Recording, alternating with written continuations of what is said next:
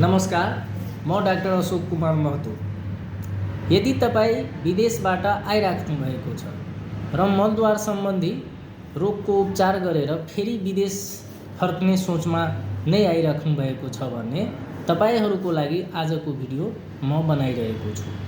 मैले आफ्नो क्लिनिकल प्र्याक्टिसमा धेरै यस्ता बिरामीहरू पाएँ जो विदेशबाट 2-3 महिनाको लामै बिदामा घर आउनुभएको हुन्छ र मलद्वार सम्बन्धी रोगको उपचार गरेर पुनः विदेश फर्कने सोचमा आउनुभएको हुन्छ।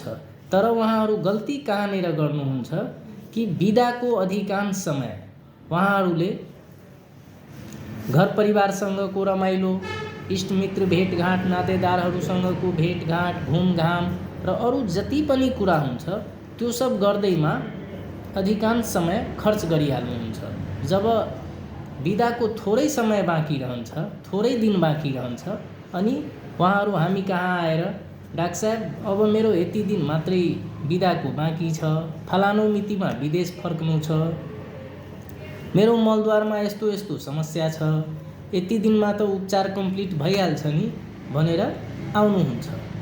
अब हेर्नुहोस्, हामीसँग पनि जादुको छडी हुँदैन, छु मन्त्र गरेर उपचार त गर्न सकिन्न।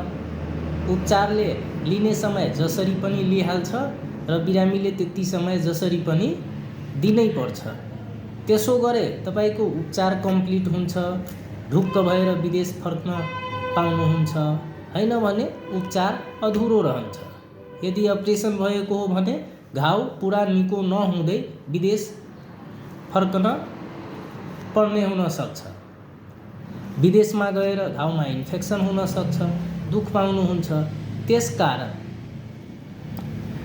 मलद्वार सम्बन्धी रोगको उपचार गरेर फेरि विदेश फर्कने सोचमा आइरहेका व्यक्तिहरूलाई मेरो यही सल्लाह रहन्छ कि बिदामा घर आउने बित्तिकै पहिला उपचार कम्प्लिट गर्नुहोस् र त्यसपछि अरू जति भेटघाट, रमाइलो, घुमघामका कार्यक्रमहरू छ त्यो गर्नुहोस्। त्यसले के हुन्छ, तपाईँको उपचार पनि सफल हुन्छ र बिदा पनि सफल हुन्छ।